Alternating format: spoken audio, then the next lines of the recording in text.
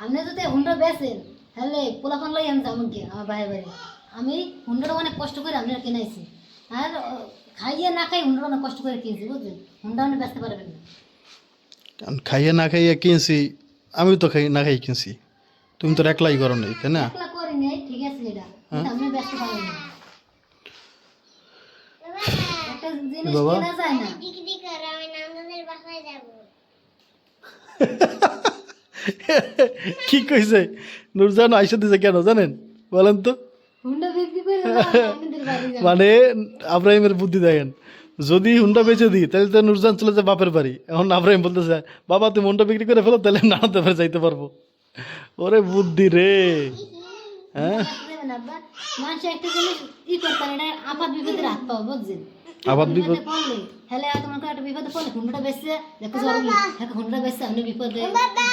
ওইটা দিয়ে দাও। ঠিক আছে, মানে বিপদে পড়লে মানুষ এরকম কিছু জিনিস থাকলে সহজে বিক্রি করা যায়, যেগুলা ধরেন এটার দাম যেই দামে কিনছি সেই দাম বেচতে না পারলেও ভালো একটা দামে মানে ভালো দামে না পাইলেও অল্প দামে হইলেও টাকার জন্য মানে নগদ টাকা পাওয়া যায় সহজে।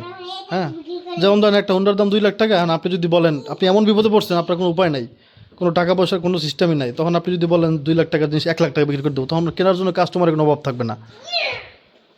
কথার কথা আর কি। তো ওই কথার সত্য, আসলে বিপদে আপদে এরকম জিনিস কাজে লাগে। সব কিছু আবার কাজে লাগে না, কিছু জিনিস আছে একবারে কোনো কাজেই লাগে না, যেমন ক্যামেরা। ক্যামেরা ভাই আপনি চাইলে বেচতে পারবেন না, মানে আমি এটা বিপদে পড়ছি বলে বললাম আর কি। কারণ ক্যামেরা কিনছি, ক্যামেরা বেচতে চাইছি অনেকবার, বেচতে পারিনি। হুম। আমি তাইতাছে এখন কত হচ্ছে, হুন্ডা হুন্ডা বিক্রি করবো না নুরজান, কথা ঠিক। কারণ আমি শুধু নিজের কথা বললে তো হবে না, হুন্ডা তো কিনছি আমার জন্য, তো কষ্ট তো নুরজানই করছে। নিজের জন্য নিজে কষ্ট করা যায়, কিন্তু অন্যের জন্য কষ্ট করা তো একটু কঠিন, তাই না? আমার জন্য নুরজান এই হুন্ডার জন্য প্রায় 3-4 মাস মানে ভালো বাজার করিনি আমরা বাসায় বর্ষাকালে, মানে যেমন তেমন করে চলছে আর কি। নুরজান ওইটা মাইনে নিছে যাতে হুন্ডাটা কিনতে পারি। এখন কিনবো, তুমি কিনবা না। হুন্ডা কি করব, মানে কি হইলো আবার দেখছো, এই পুরো মানে একবার মলা ঢুকে গেছে এটা। এটা ঈদের না ডলাতে তোর একটু কষ্ট করে কিছু একটা আছে দেখো তুই, ওই যাও ভিতরে। বাইকলাই দাঁড়ানে বাইকলাই ওই জঙের মতো দেখো না, দুল পড়ছে এই জায়গায়, একটা ই দিয়া ডুমো ডুমো ঢুকে ডলা দাও। আমি দেখেছি। এখন কি করব, ঠিক আছে নাহলে বেচবো না, এটা বুঝলাম। কারণ ভাই বর্ষাকাল তো আর চিরজীবন থাকবে না, 4-5 মাস পরে তো চলে যাবে, তখন তো আবার হুন্ডা কাজে লাগবে। আর হুন্ডা কিন্তু ভাই এগুলা মানে এই এই টাকা যদি আমি পাইও হাতে, অনেকে দেখি দাম বলছেন 1,50,000 টাকা, 40,000 টাকা, 30,000 টাকা, অনেকেই বলছেন। এটার দাম আপনার 1,50,000 টাকা, এই দামটা পাওয়া যায় আর কি, যেহেতু নতুন নতুন বাইক, তারপর হচ্ছে সব ঠিকঠাক আছে। হ্যাঁ, কোনো অ্যাক্সিডেন্ট কিছু নাই, তো এই হিসেবে 1,50,000 টাকা দাম ঠিক আছে। এর কমে আসলে কেমনে বিক্রি করে এই বাইক, তাই না?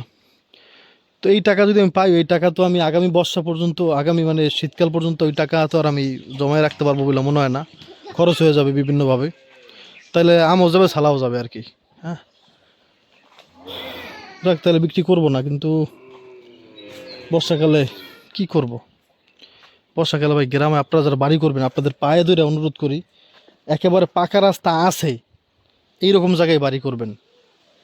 এমন না যে ভাই জায়গার মাপ নিছে, জায়গা হবে, ওই রাস্তা হবে, খুব তাড়াতাড়ি হবে, এই এই একদিন পরে হবে। একদিন পরে যদি কেউ আপনারা বলে যে কালকে রাস্তা হবে, তারপর আপনি মানে দিবেন না, ওইখানটা জমি কিনবেন না। আপনি পাকা রাস্তার পাশে গ্রামে বাড়ি করবেন ইনশাল্লাহ। যাক, বাইকটা দিলে বিক্রি করা হবে না, দোয়া করেন। টাইসন